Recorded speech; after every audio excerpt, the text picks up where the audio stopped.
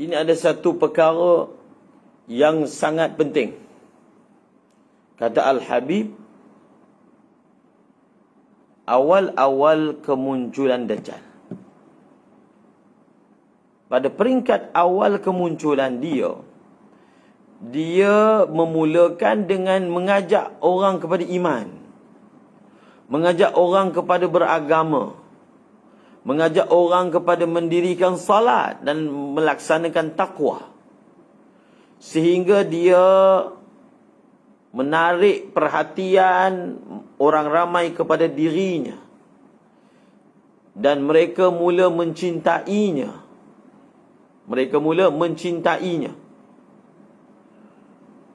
Dan dia terus menzahir dan terus menzahir sehinggalah dia datang ke Kufah di Iraq.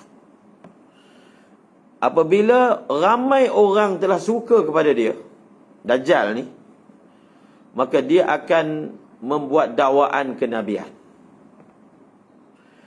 Apabila keluar sahaja daripada mulut dia mendakwa kenabian, maka orang akan meninggalkan dia. Selepas dia membuat dakwaan kenabian, dia akan membuat dakwaan ketuhanan, mendakwa dia Tuhan. Dan zahirlah tanda-tanda yang jelas kekufuran dia dan kedajalannya. Maka pada ketika itu barulah dia mengiklankan peribadi sebenar dia. Ini perkara yang luar biasa. Yang saya tidak pernah dengar sebelum ini. Masya Allah, disebut oleh Al-Habib, di awal kemunculan Dajjal ini, dia akan muncul dengan ajak pada agama. Maknanya munafik. Ajak orang kepada iman, ajak orang kepada diana. Maknanya menampilkan diri sebagai orang baik. Agama, sembahyang, takwa, sehingga orang sayang pada dia, cenderung pada dia. Maka dia akan terus muncul sehingga tiba di Iraq. Kemudian dia akan mula mendakwa kenabian. Dan orang mula meninggalkan dia. Kemudian dia mendakwa pula ketuhanan. Maka pada ketika itulah segala tanda-tanda yang jelas yang disebutkan di dalam hadis itu akan muncul. Dan akhir sekali barulah dia menanggalkan pakaian solehnya itu dan mengiklankan peribadi sebenarnya. Yang ke-10, tashtaddul halatul iqtisadiyatu 'ala an-nasi marhalatan wa yakthurul ju'u wal faqru hatta yatamanna khurujahu.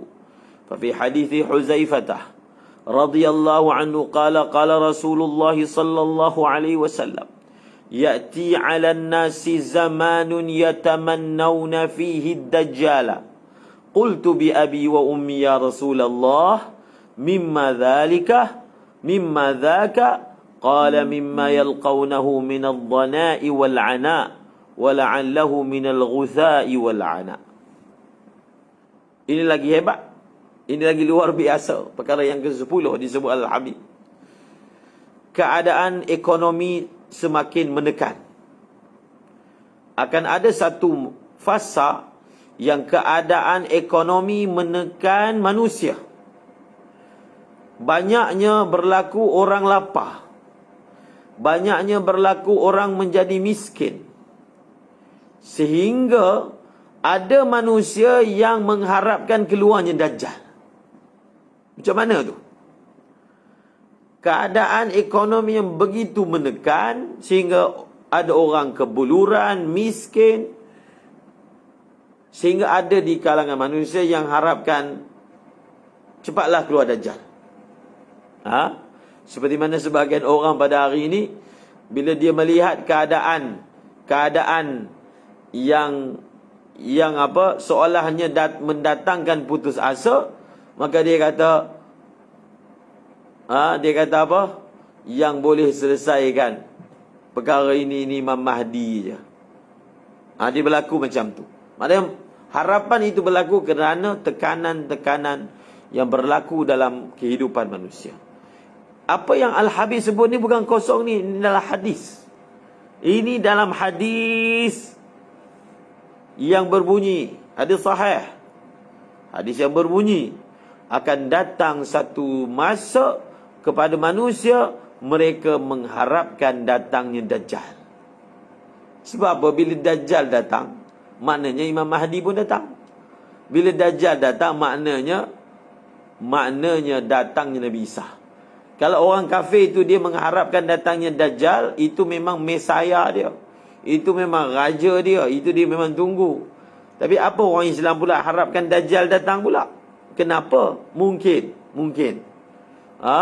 Mungkin kerana apabila datangnya Dajjal, alamatnya itulah datangnya Nabi Isa. Nabi Isa itu yang dimaksudkan. Maka Huzaifah bin Yaman berkata, aku berkata kepada Rasulullah, ku tebus ibuku dan ayahku untukmu ya Rasulullah. Mengapakah perkara itu berlaku? Maksudnya, mengapa ada orang mengharapkan datangnya Dajjal?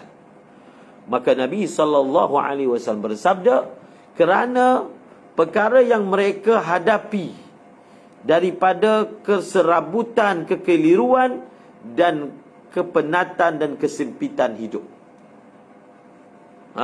sampai mengharapkan datangnya Dajjal. Perkara yang ke-11, akan mengikuti Dajjal 70,000 daripada kalangan Yahudi Asbahan dan 13,000 perempuan. Yang ke-12, dia akan bergerak, bermusafir, berpindah, pergi dari satu negara ke satu negara, daripada satu negeri ke satu negeri selama 40 hari. Yang ke-13, yakhruju fi khifatin fid din wa idbari min al-ilmi la yabqa ala wajhi al-ardi ahadun lillahi fihi hajatun wa yadhhalu an-nasu an dhikrihi. Yang ke-13 kata Al-Habib, perkara ini disebut dalam Mustadrak al-Sahihain. Dajjal ini dia akan keluar bila? Apakah dia punya fenomena yang sedang berlaku pada ketika itu sehingga itulah kemungkinan tanda kemunculannya, akan munculnya. Dajjal akan keluar dalam keadaan ada kerapuhan pada agama, rapuh pada agama, dah mula mayus, berlaku kepincangan pada agama. Rapuh ni, agama ni jadi rapuh. Yang pertama. Yang kedua, idbarin minal ilmi, berlaku meninggalkan ilmu, tidak mempedulikan ilmu, berpaling daripada ilmu. Itu yang kedua. Yang ketiga, dia akan berlaku apabila tidak tinggal di atas muka bumi seorang pun. Tidak tinggal, tidak berbaki atas muka bumi seorang pun yang bagi Allah padanya ada hajat. Maksudnya, tak ada dah orang penting atas muka bumi ini. Tak ada hajat pada orang ini. Itu mungkin maksud hadisnya. Maksudnya, manusia melupakan Allah. Melupakan Allah. Dan beliau menyebut, dan manusia lalai daripada mengingati Allah. Lupakan Allah. Kerana kadang-kadang apabila musibah dan fitnah melanda, orang hilang punca. Datangnya putus asa. Masing-masing sibuk dengan musibah itu sehingga mengabaikan agama. Sehingga apa? Mengabaikan agama. Tak sempat nak fikirkan agama. Fikir ni lapar ni. Fikir ni kemiskinan. Fikir sara hidup. Maka agama terabai. Dan dah tak fikir dah untuk menghidupkan majlis-majlis agama. Pengabaian kepada ilmu. Yang ke-14 kata Al-Habib, antara perkara-perkara yang akan berlaku, yaftinul a'raba wa ahlas sawadi wal atraf wa yuhyi amwatahum wa ya'muru as-sahaba fayumtira wal arda fatukhrija kunuzaha ra'yal 'ain. Maka Dajjal ini dia akan melakukan gerak kerjanya. dia akan memfitnah itu maksudnya apa? Menyesatkan orang-orang hulu, orang-orang kampung, orang-orang badui, dan juga orang-orang yang berharta. Dia akan hidupkan orang yang mati. Dia akan menyuruh supaya awan itu menurunkan hujan ke bumi, dan dia akan memerintahkan bumi, dan bumi keluarkan khazanahnya. Semua perkara ini berlaku depan mata. Ini dah timbul dah ni. Itu saat dia muncul. Yang ke-15, dia dapat melipat waktu dan melipat bumi. Melipat waktu ini maksudnya dapat melakukan banyak perkara dalam masa yang singkat, dan dapat bergerak ke banyak tempat dalam masa yang singkat. Perkara ini diisyaratkan oleh Nabi dalam hadis. Itu keadaan dia. Dapat melipat waktu, maksudnya banyak perkara boleh dibuat dalam masa yang singkat, dan boleh bergerak di banyak tempat dalam masa yang singkat. Nabi SAW bersabda dalam hadis yang diriwayatkan dalam Al-Mustadrak ala Sahihain, tutwa lahul ardu manhalan tayya farwatil kabshi. Akan dilipat kepada Dajjal itu bumi, seperti mana dilipatkan kulit kibas. Macam kulit kita lipat. Itu maksud lipat bumi. Ini kulit di sini, ni hujung di hujung. Bila kita lipat, hujung ni dia boleh jumpa dengan hujung. Itu maksud lipat. Bila orang itu dilipatkan bumi pada dia, tempat yang sepatutnya 1000 kilo, tetapi dia boleh datang dengan lebih segera. Itu maksud lipat bumi.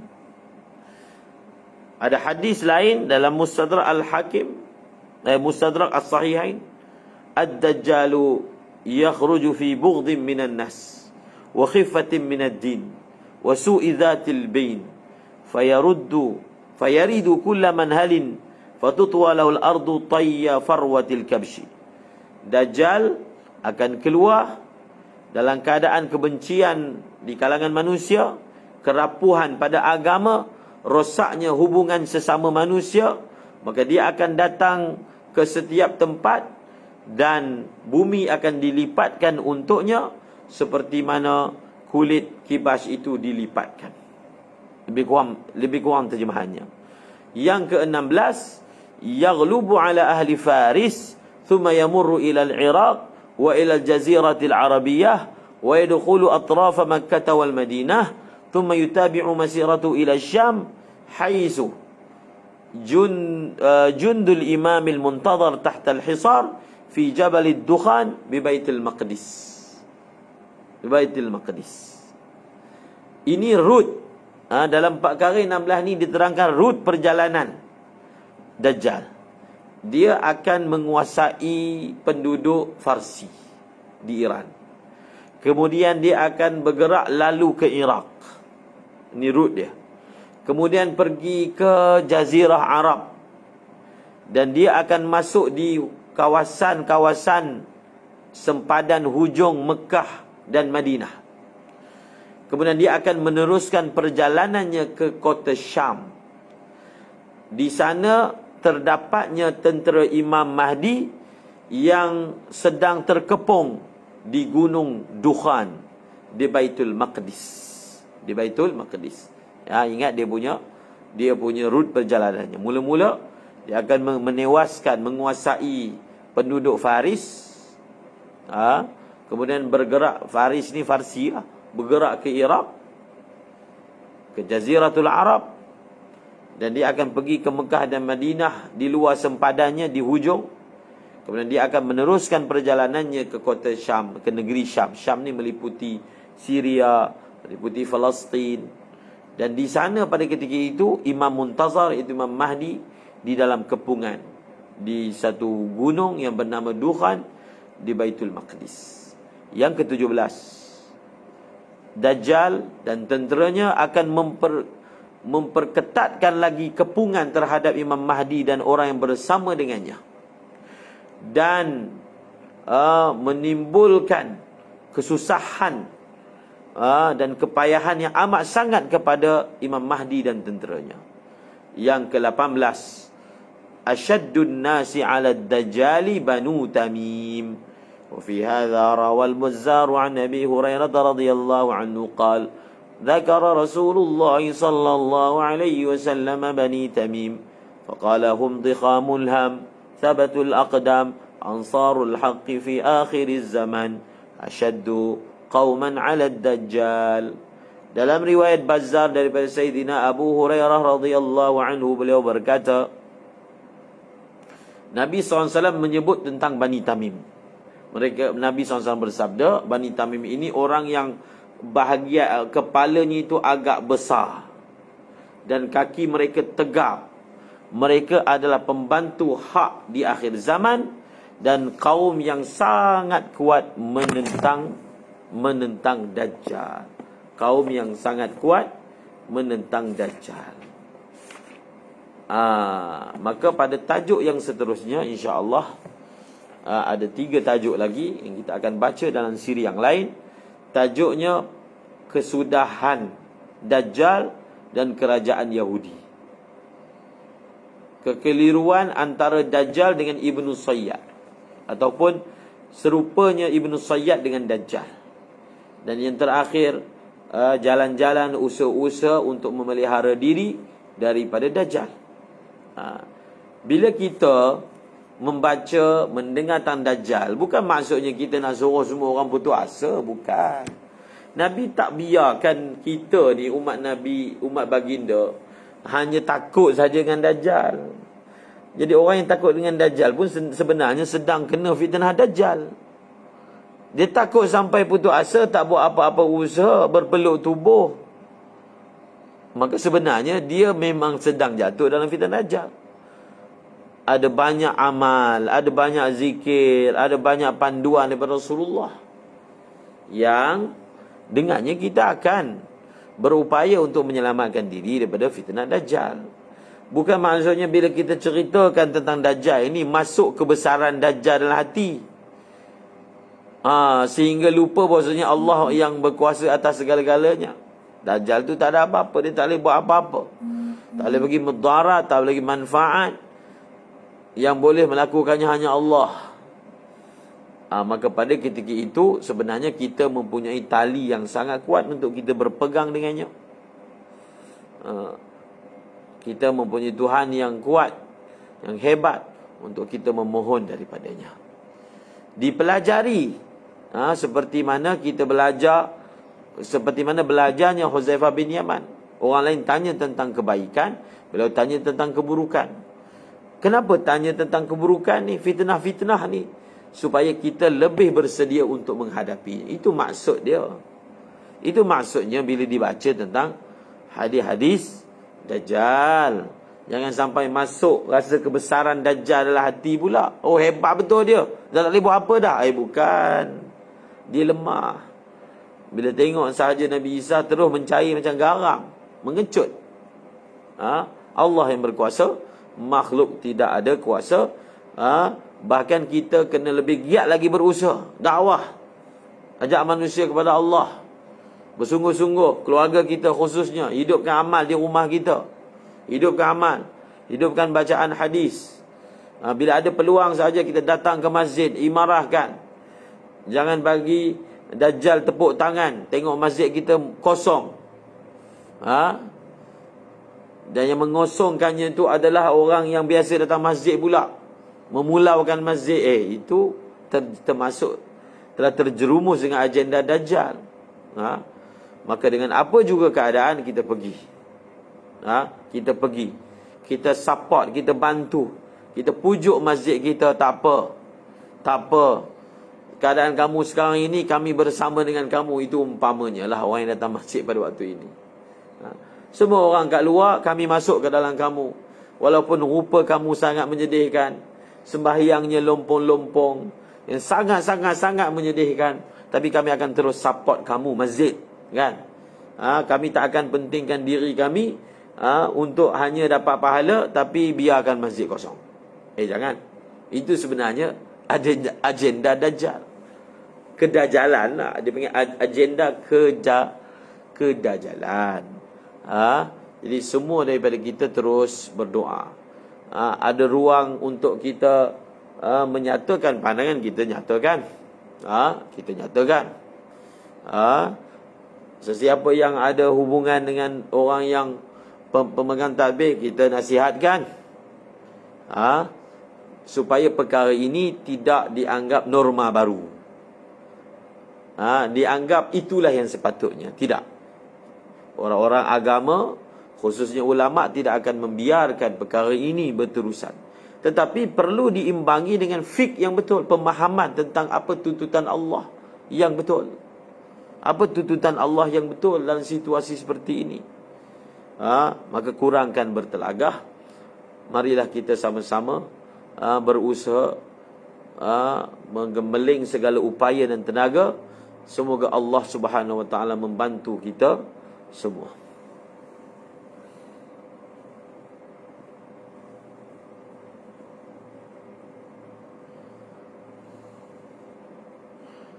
A'udzu billahi minasyaitonir rajim. Kita baca akhir surah Kahfi. Afahasiba alladhina kafaru an yattakhidhu ibadi min duni awliya. Inna a'tadna jahannama lil kafirina nuzula.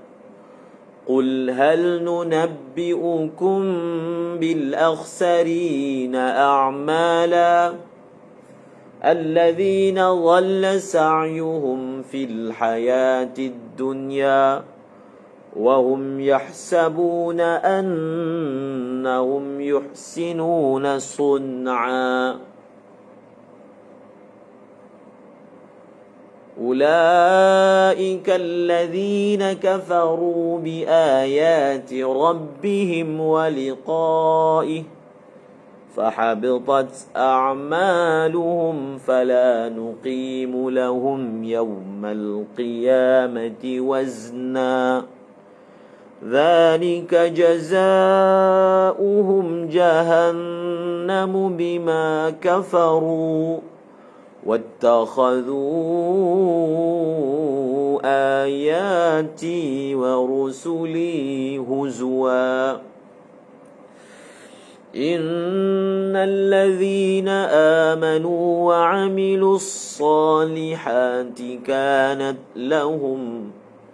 كانت لهم جنات الفردوس نزلا خالدين فيها لا يبغون عنها حولا قل لو كان البحر مدادا لكلمات ربي لنفد البحر قبل أن تنفد كلمات ربي ولو جئنا بمثله مددا قل إنما أنا بشر مثلكم يوحى إلي أنما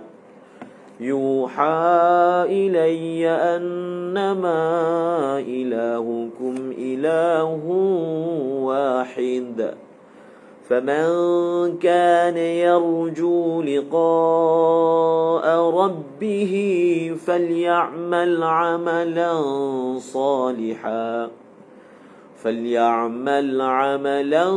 صالحا ولا يشرك بعبادة ربه أحدا صدق الله العظيم. Assalamualaikum warahmatullahi wabarakatuh.